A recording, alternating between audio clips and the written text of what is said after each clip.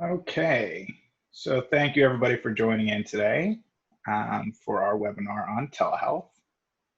My name is Ryan Curran, and I guess the question is, why are you here to listen to me?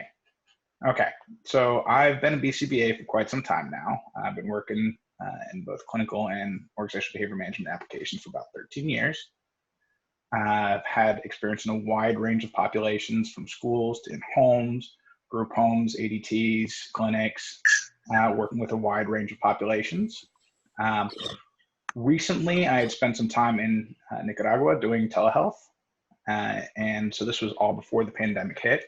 So the purpose of today is to kind of share with you some of my experiences and some of the information that I came across. It was helpful to make things effective and to help out families along the way. So the important thing to remember is that we're here to support the families, and having kids can be difficult and chaotic at times, regardless of any other developmental disabilities. And then having the stresses of a pandemic added into the equation can just make things even worse. So it's our responsibility to see what the family needs and be an extra support system for them to help get through these difficult times. So just like any other case, whether you're working in person in a clinic, you need to identify your key stakeholders, the people who are involved with the family, and build up rapport with these people. So this can be a little bit different when you're working remotely. It's not always as easy to build up conversations and deal with some of that downtime when you're going through, mediums of video streams or anything like that. And so you're definitely going to want to make sure you're spending a little extra time on that. Another important thing to do is clearly define the roles of anybody involved. Now, telehealth comes in all different forms. You'll have, sometimes it's just a BCBA and a parent working together. Sometimes you have parents in different homes. Sometimes you have older siblings, grandparents, nannies. Sometimes you also may have a BCABA involved, an RBT involved. Sometimes there's in-person sessions. So these things need to be taken into consideration, and we need to define those roles preemptively before we can really start going anywhere. So they're expecting what level of participation is going to be required. Another suggestion would be to make yourself available. You're going to want to check in a little bit more regularly. If you're not coming in person, it's harder to build up that connection, but you can compensate for that by still making yourself available. Hey, just want to follow up, see how things are going. Hey, just checking in to see how things, work with that particular intervention. Anything like that does go a long way. But important to know that you're really going to want to identify what kind of competing contingencies or extraneous variables may come into play for the particular family that you're working with. Are there other siblings? How does that go? Are they doing homeschool? Are the parents working from home? Is anybody sick in the house? Is there any other stressors that may make some of the interventions less likely to accomplish? So one of the big things I had to learn the hard way was about troubleshooting technology.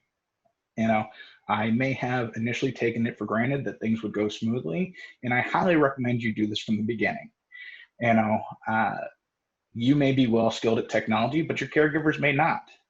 So we need to assess what their level of skill is with technology and help guide them through the process.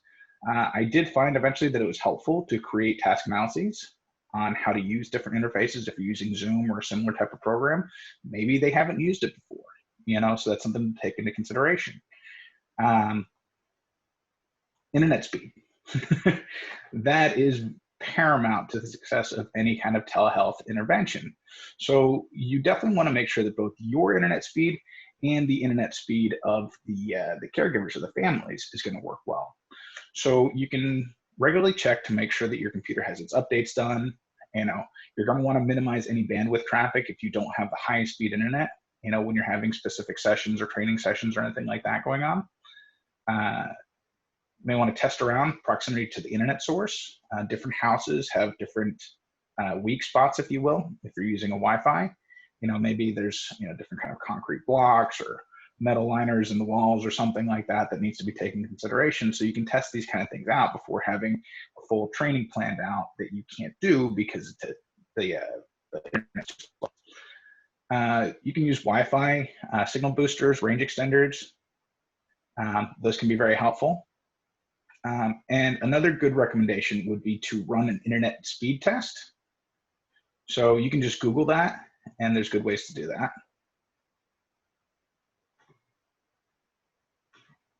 Lighting, it doesn't really go over well, if you're giving instructions as kind of a, creepy shadow or something like that.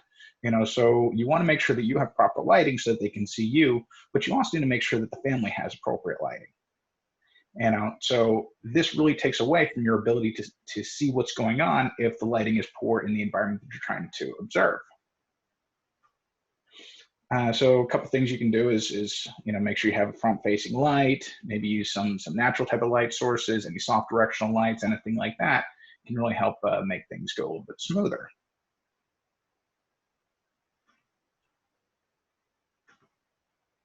Audio. So again, the ability to hear is going to be important. You're going to be talking to them through this, so you need to be able to hear what they're saying. They need to hear what you're saying. You need to be able to hear what's going on with the client. So if your technology is positioned further away, perhaps you can use a microphone in the session area to get a little bit closer to get that information about what's being said and what's happening. So you don't have to say, what did they say? What did she just do? I'm sorry, I couldn't hear that. That doesn't really work well, and it limits the ability to provide appropriate and helpful type of information. Now, another useful tool is if you're doing, those real-time coaching sessions, is getting like a Bluetooth bug in the ear type of setup, so you can get a little headset there, so that way you can provide other kind of instructions that can be heard, without the client hearing it perhaps, or without shouting across the room, or without the caregiver stopping what they're doing, coming back closer to the device, whether they're using a computer or a tablet, that can limit the effectiveness of interventions. Headphones, if you're doing just a case-specific parent training, can also be very helpful. But again, you're also going to want to try to minimize whatever background noises you have going on, because this can, again, take away from the experience and limit the ability to hear what's going on or for them to hear what you're talking about. Visibility. Okay, so I separate visibility from lighting because this really kind of comes down to the contextual type of variables that you're going to face when working with clients. Say you have a very active client you're working with that's going from area to area. You need to take that into consideration preemptively. You can either A, work heavily with your caregivers on knowing when to move and when to position and where to position the camera source, or B, get a dedicated session area. I highly recommend that.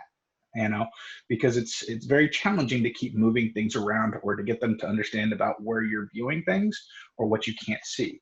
Because it's not going to be like in real person where, you can look, right, left, up, down, and see everything going on, or follow the client into another area.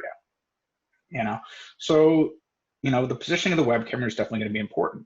I know some people will do something like where they use the stands for tablets, or position a web camera on the computer facing the client.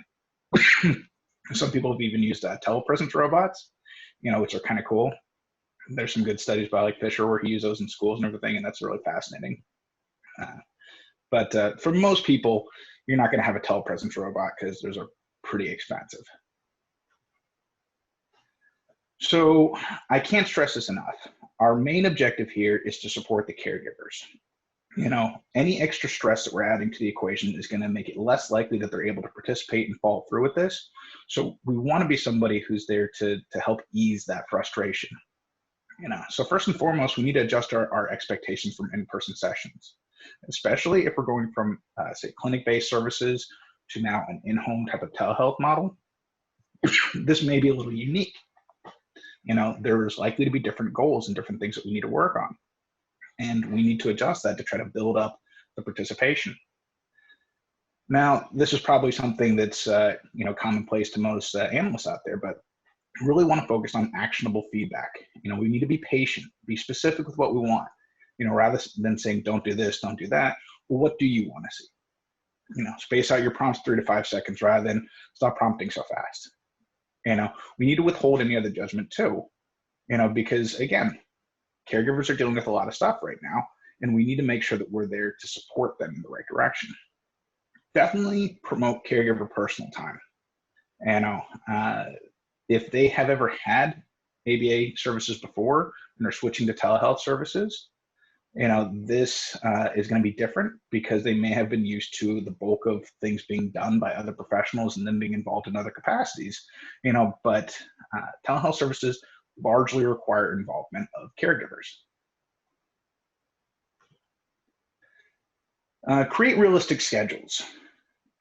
So any of those minute-to-minute type of things may be too cumbersome and overwhelming for parents. So that's something you definitely want to take into consideration, is helping them put together something that works for them, that's case specific to the client, case specific to the family, and is flexible to what life is like right now. If they're at home or if it's summertime and everything like that, like it is right now, maybe they don't need a time-based schedule, but just an order of things. Data collection. So we're a database field. Data is wonderful. We need it to be able to see whether or not the interventions are going in the right direction.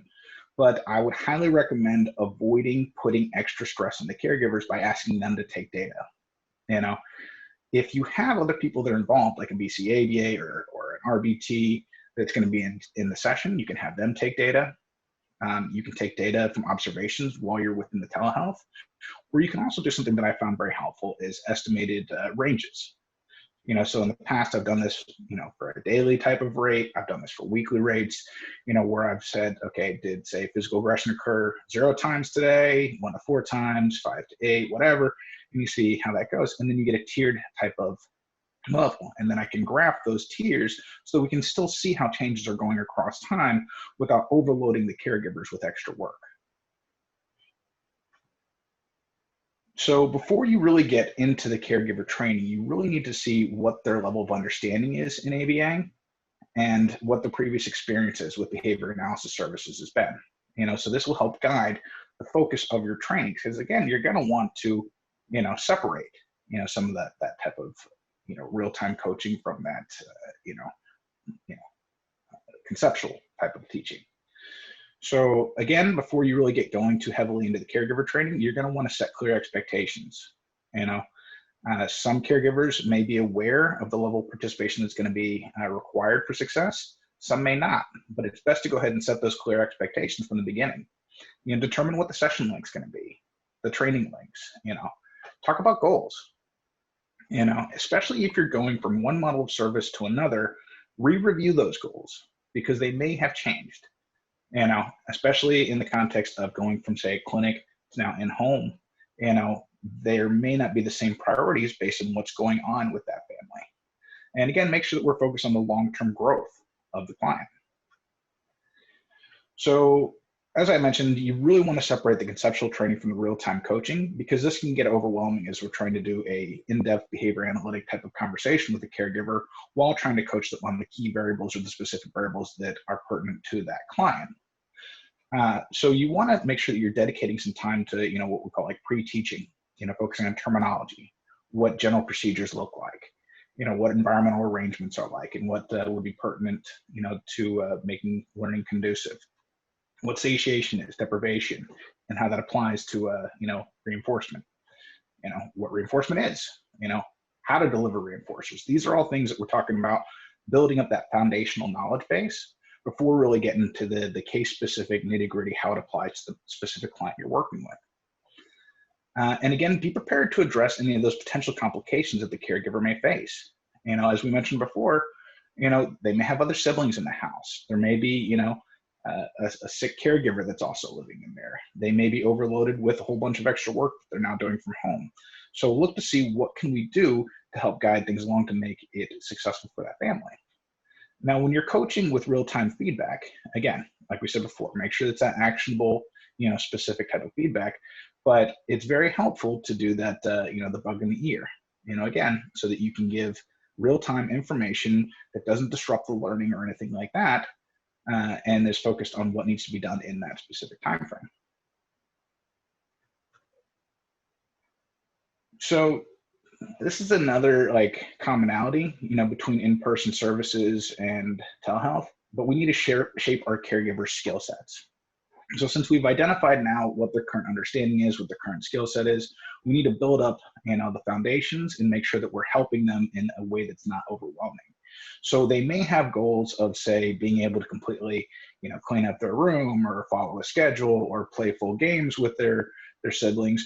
Well, what are some of the foundational things that we can work on for that? What are the caregivers likely to experience success with so that we can keep them involved, to keep the participation going and ensure the success of the services.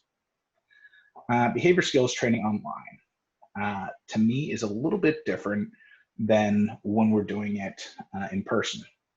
The general model of that usually looks like, I go over the information, I teach the concepts, I model the intervention, I observe the person implementing it, and I give them feedback.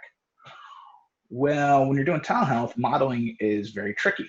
And it's not really easy to jump in there and show what it looks like because you're, far away using a screen. So what I have done in the past is heavy amounts of role playing. And I find it helpful to get a script, role play that out with the caregiver, switch roles, give feedback, and contrive at least the situation of modeling the intervention. Another good idea is using agendas, especially if you have a complicated case, where there's frequent recaps are required, or, a variety of different topics to discuss, and sending that agenda before meeting up can be helpful. So that way things can flow on topic. So reinforcers, it goes without saying, well, I'm going to say it anyways, that we need to determine what case-specific reinforcers there are for the client. Obviously not everybody likes the same things or willing to work for the same things, and not everything functions as a reinforcer for somebody. But one of the big things you want to take into consideration is what can be done through technology and what needs to be delivered by somebody in the environment.